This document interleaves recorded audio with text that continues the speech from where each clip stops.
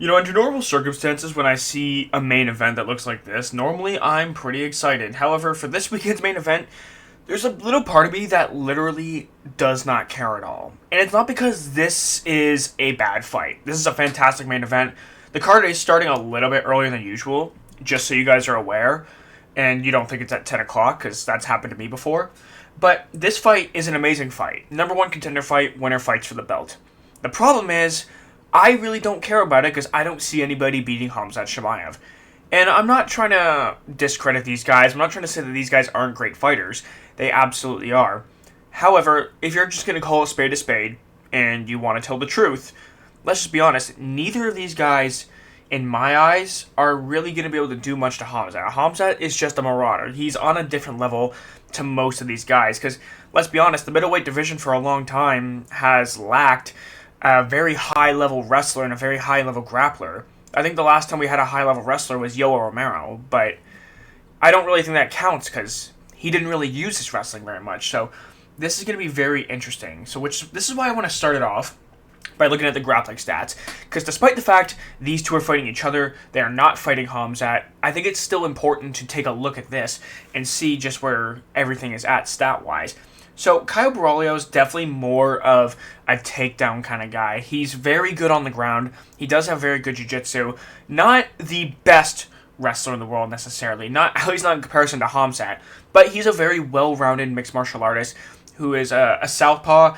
He's a bit more of a sniper, I would say. Imavov is more of a fast, blitzing kind of fighter in certain combinations. But neither of these guys are like elite level wrestlers. You're not going to see either one of them chain wrestle like the way someone like Khamzat Chimaev does. And I don't want to draw too much comparison to Khamzat, but it's kind of hard not to when these two guys are fighting each other for the chance to lose to Khamzat. That's what this fight card kind of feels like now. The takedown accuracy of Kyle Borralho is very good, 60%. I believe the consensus is generally you want it to be around 50%. I think that's what you want your average to be. So 60% is very good. Now, where I get concerned is takedown defense here. 78% and 76%.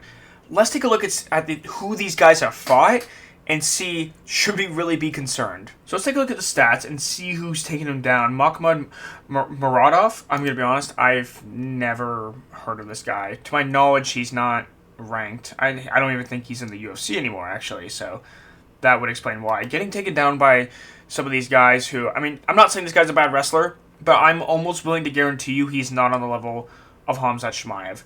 He got taken down one other time by another guy whose name I can't pronounce, which means he's probably a decent wrestler. Gadzi Omar Gadzhiev.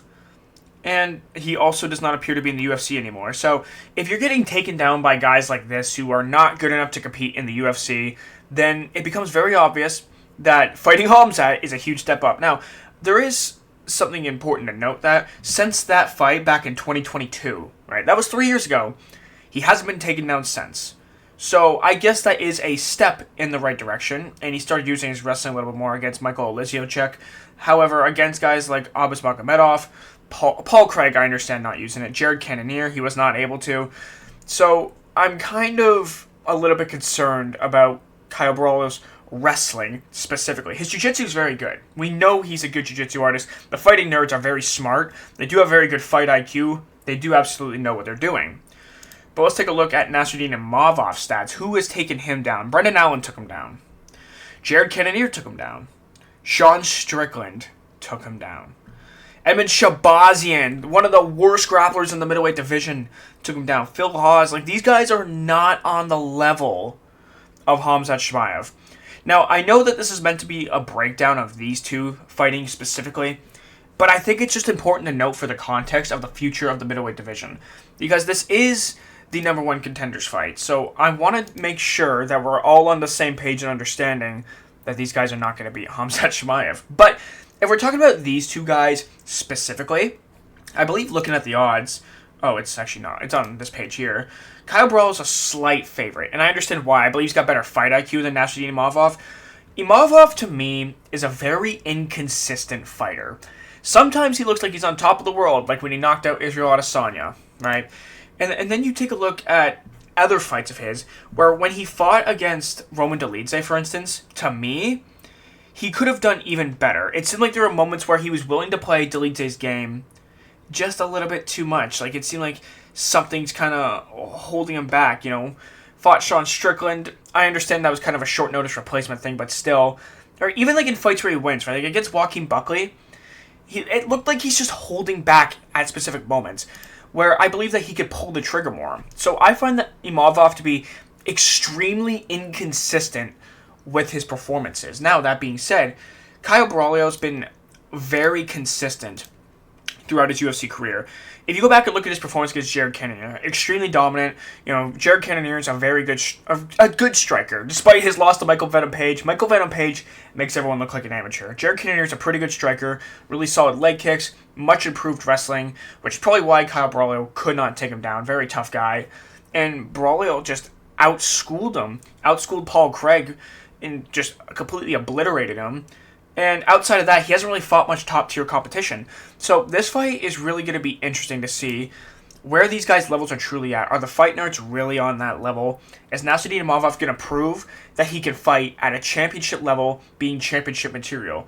But like I said, the problem is Kyle Borralho's best win is Jared Cannonier. And while Jared Cannonier is a great win, he's not the best fighter in the world, right? Imavov's best win was against Israel Adesanya, right? And outside of that, he did also beat Jared Cannonier, and that was an interesting stoppage. Beat Brendan Allen, which is an okay win. Roman Dolidze, not the best win. And outside of that, he also hasn't fought a bunch of super high-level competition, but he did beat Izzy. Now, I know people are going to say Izzy was not in his prime anymore, but I would argue that Israel Adesanya was winning the fight up until that specific finishing sequence, as a lot of people believed he did very well in the first round up until the finish. But Izzy's case, I think, is a bit more mental than it is physical. But that's kind of besides the point. If we take a look at the moneyline odds, yeah, Borralho's a slight favorite, and it seems like this fight's most likely going to go the distance, essentially. Because Borralho is kind of, I don't want to say he's a point fighter, but he very much has very high fight IQ and doesn't take any unnecessary risks. So it kind of comes down to, is Imavov going to show up in championship form, and is Borralho going to be able to kind of play his, I don't want to call it point fight style game, but I want to say it's very technical game. And is Imavov's speed and power going to cause too many problems? If he hits Borralho, how does he react? How is his chin going to hold up? Let me know what you guys think of this fight down in the comments below. Do you guys think these two actually have a chance of beating Khamzat Chimaev and becoming the next middleweight champion? Thank you guys so much for watching, and I'll see you guys later. Peace!